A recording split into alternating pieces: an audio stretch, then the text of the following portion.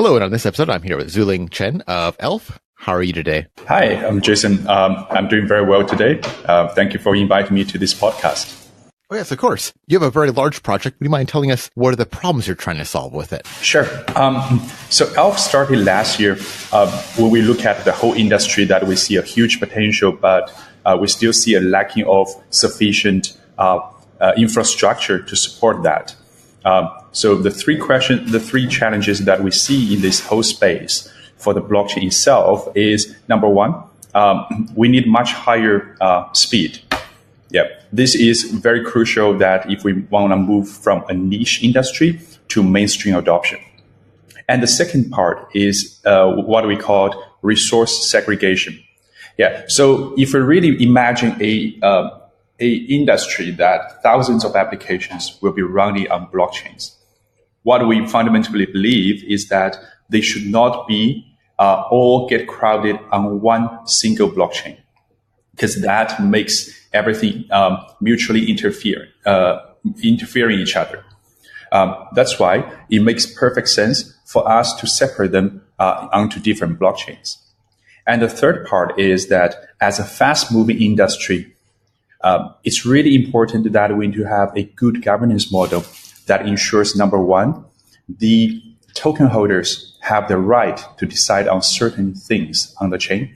And number two, there's a fast decision-making process that new features and technologies can be included in the onto the blockchain, so that it's always up to date. Therefore, in a nutshell, so we're trying to solve, number one, the speed limitation. Number two, have a better architecture to separate the resources for different applications. And thirdly, having a governance model so that new updates can be included. Okay, so really tackling those fundamental problems that we're facing in cryptocurrency right now. The classic example, I think, with the bandwidth was those CryptoKitties, how they kind of took down Ethereum for a little while. Exactly. Yeah. I mean, if I'm a developer that wants to build on a blockchain, I always have to pray that there's no other good applications getting a lot of traffic, because otherwise my application can never succeed on the same blockchain. So that's one of the things that we're trying to solve here. Yeah, you also have to worry about if your application will become successful. It reminds me a lot of, and maybe I'm dating myself here, there used to be this effect, the Slashdot effect, or Dig would also have this, where once you get popular, your web server would go down because you'd have thousands of people coming there. And some of these blockchain applications have the same bit of problem. Yep, definitely. Yeah, I mean, blockchain is a new technology. We also see that you see for the other projects, okay, it's inevitable. Just like any applications, there could be bugs. There needs to be fixed. That's why for the governance model, we want to have a very fast fixing mechanism, so that, okay, we allow people to test new things out quickly, but also they can learn and also fix it fairly quickly as well. So if you can, could you go into how you're solving these problems exactly? Sure. Okay. So if you consider that a blockchain is right now, or how it looks like, it's a one single blockchain, and where at the end, that's the nodes that doing the computation and consensus. So the first thing we're going to do is, which we're doing right now, is, okay, instead of having one blockchain, we make it multiple blockchains. So imagine a system that we have, let's say, 10 to 20 side chains that they are running in parallel. And each of the chains will be hosting one type of applications. So one of the chain could be hosting banking related applications, while the other one would be hosting, let's say, gaming or insurance related applications. And in this way, so that we have a very clear categorization of the different types of applications. And because they are so different in nature, so this categorization makes everything more organized, and also they do not interfere with each other. At the very center of it, in order to make everything they can communicate with each other, we have a main chain that does not execute any applications, but it acts as an observer that watches what has been happening on all the side chains, and it just records all the history of the side chains. So you can imagine that each chain is, let's say, one district. Then there's a central district that just keeps all the archives of what's happening there. So this is the first thing we did, a multi-chain architecture. And the second thing that, okay, this multi-chain architecture allows multiple applications to run at the same time, at an efficient way. But then we also need to boost up our computational capability to catch up with this architecture. So the second thing we did is what we called a cluster nodes. So at a traditional blockchain system, each node is one single computer, and all of them have to do the same types of work at the same time. So ultimately, if you consider, okay, this is a system that has 30,000 nodes, but the computational capability at the end is just one single computer. So that's what we call a word computer. What we're trying to do here is to make it scalable, to make a world cloud computer. So for our nodes, instead of just being one single computer, we make them having a very flexible architecture that allows each of them to be a group of computers. So within that group of computers, we manage to separate the different tasks, which is, okay, some of the computers within will do computation, while some of the other computers within the node will do data storage. So this is similar architecture as cloud computing, where once you add more computers, as long as you separate them into different tasks, they can work very efficiently. So what's the benefit of this? So number one is that this is the first time that allows parallel computing. In blockchain systems right now, transactions are processed one by one. You can consider this is like a single lane processing or a single core CPU. But what we have achieved is a multi-core CPU that independent transactions can be fed into different computers within one node, and they can be processed simultaneously. Yeah, this is not feasible without the task scheduler that we have deployed in our system. So we have a system that scans all the transactions from different sidechains and analyze what are the resources required for them. So the task scheduler put some of the transactions in group 1 and some into group 2 and group 3, and making sure each group never overlapping with each other. So that's how we achieve the parallel processing. And the last part about our governance model is that we're going to use a smart contract to assign what are the voting rights for our token holders. So some of the voting will be done at individual token holders, so they can vote for some of the fundamental questions of, okay, what will be the next governance model? What will be the dedicated nodes they want to elect? And once the dedicated nodes are elected, they also have rights to vote for certain things. So our governance model is more like a senator system, where individuals have certain rights to vote for things, and also some of the decisions will be made by their representatives, the senators. So the system will be significantly faster than anything we have right now. Yes, definitely. Yeah. So we have moved from a proof of work to a dedicated proof of stake because this is much faster. And also this allows our dedicated nodes to be scalable in this case. So talking about scales, traditionally Bitcoin and Ethereum, we're talking about maybe 7 to 20 transactions per second. And we're looking for at least thousands of transactions per second. It's kind of the holy grail for cryptocurrency. Yeah. So for us, we think that definitely speed is a prerequisite for the whole industry. But also having a multi-chain structure that allows everything to be hosted in an organized way. That's also important.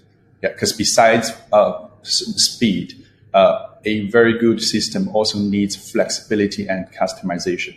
So we not only just focus on one single issue, we want to provide a full suite of package that developers found it handy to use.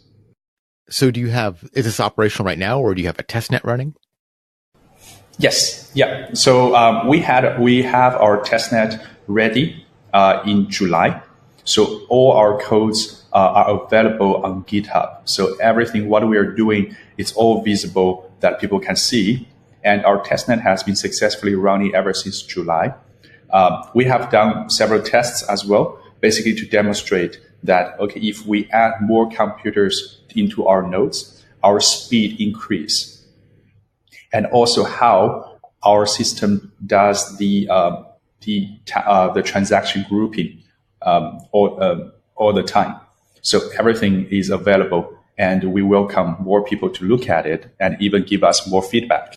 So you said the code was on GitHub. Is it open source? Yes, it's open source. Do you know what the license is? I beg your pardon? Oh, I was wondering what the license was that you chose to use. Oh, that one I'm not sure. I actually need to check with my CTO.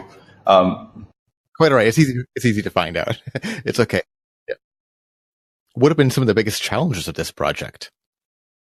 I think, okay, from the technical side, because we're doing very challenging things.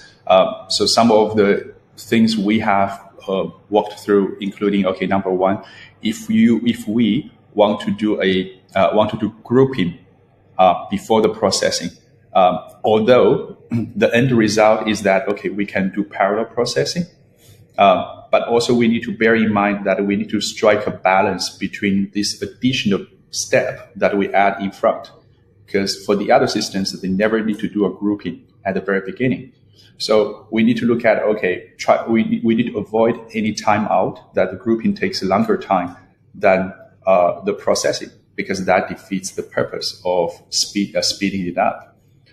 So we have done a lot of optimization and using different grouping methodology to do it. So far, it's working very well. And the other challenge on the tech side is how to ensure a multi-chain system works very well, because that includes cross-chain communication. That's where we use a main chain to act as the archive of what's happening on all the other chains, instead of just letting each of them speak into each other freely. So that's on the technology side. On the commercial side, as you know, blockchain is still very nascent in technology and also industry. So the whole industry is still trying to figure out what will be the first mass adoption application that's going to happen. We have seen a lot of applications in the market right now. I would say at least thousands. But if you look at the real user adoption, it's still very limited. That's why we do want to approach two sides, the large corporates and also the startups. The large corporates is where we see that, okay, they can bring in a lot of credibility and also user base into this industry. But we also do recognize that sometimes they may act slow. That's why we want the startups to be the rebels,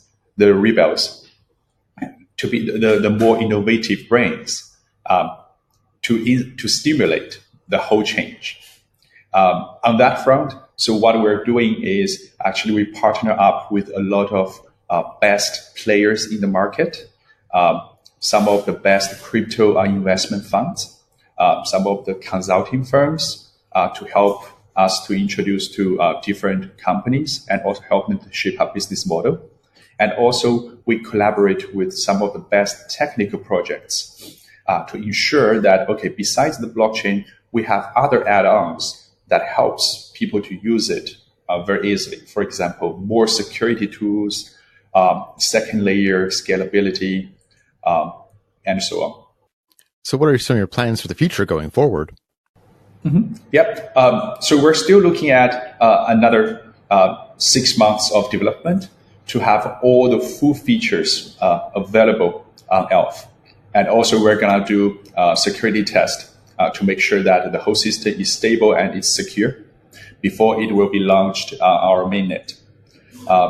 Besides that, we already started to look at how to cultivate an ecosystem around aelf.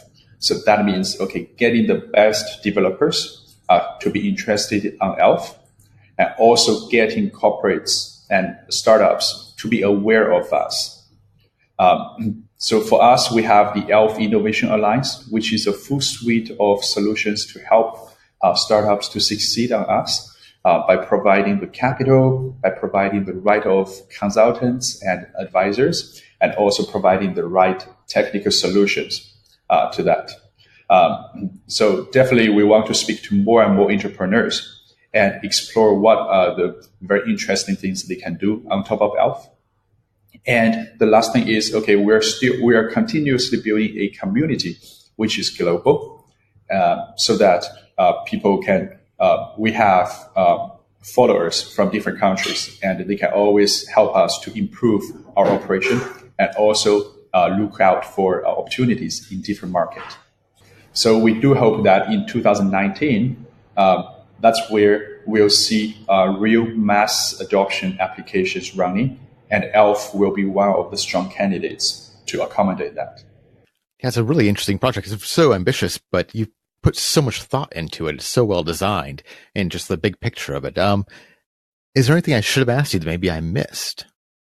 No, I think that pretty much covers the high level stuff of aelf. Yeah. Well, thank you so much for coming on the show. No, yeah, thank you. It's my pleasure to be here to share our thoughts and what we're doing. I think it's really important to let people understand what we're doing. As a technical project, sometimes it sounds dry, and sometimes we also feel that, probably we can just shut the door and doing what we believe is the right thing. But adoption is still very important. That's why we think it's also important to step up and speak to different people and let people understand what we're doing. End of the day, it's an open source project. So, any people can contribute. So that's also the beauty of that. Yeah, seems really great. So thanks again for coming on the show. Yeah. Thank you, Jason. Hello, if you like this episode and you want to hear more like it, please make sure you subscribe to the podcast. That way you'll get every single episode. The Talking Cryptocurrency podcast is available on all podcast clients. You can subscribe to the show on Apple Podcasts, Google Podcasts, Pocket Cast, Stitcher, Spotify, or wherever else you listen to podcasts. And if podcasts aren't your thing, I publish video versions of these interviews on YouTube and DTube, so you can subscribe there too. All the links to all that stuff is going to be in the show notes. So please, if you want to hear more of this show, subscribe.